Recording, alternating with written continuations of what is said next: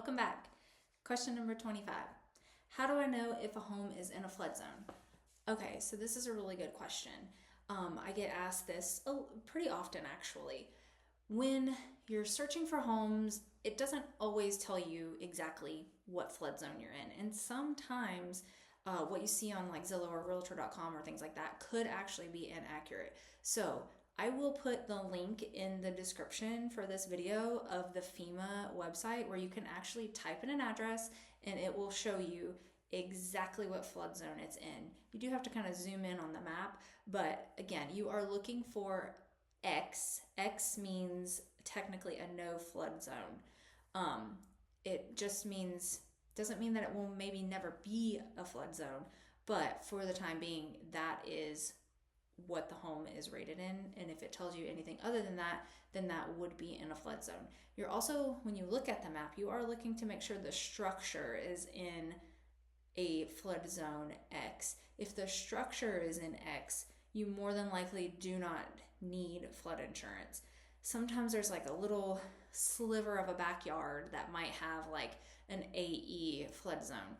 It might not be a bad idea to get a flood policy because it may not be required, so it's typically cheaper. But if the structure itself is in X, if it's in X, which is our good flood zone, if it's in that, the structure is there, then you don't necessarily have to have a policy, and won't be a requirement by the lender, but maybe a good idea if you have a little bit of the land around it that's in it, because it could one day, sometimes FEMA comes through every so often. They do change the flood map. The last time they did that was, I believe, in 2023. So it was 2021 and 2023. We had a lot of flood zones change.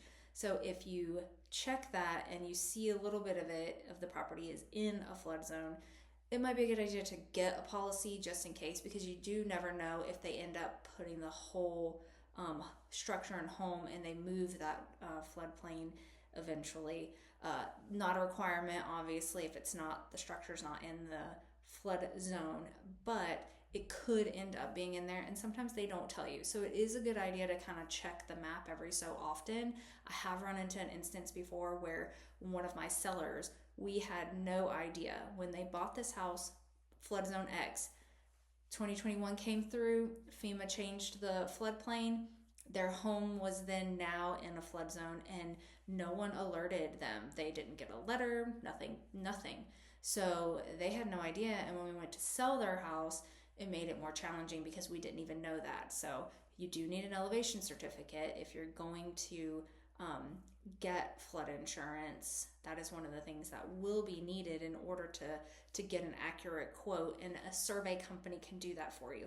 I know several, so if you need one, I'd be happy to put you in touch with someone. And if you have any other questions, don't hesitate to reach out.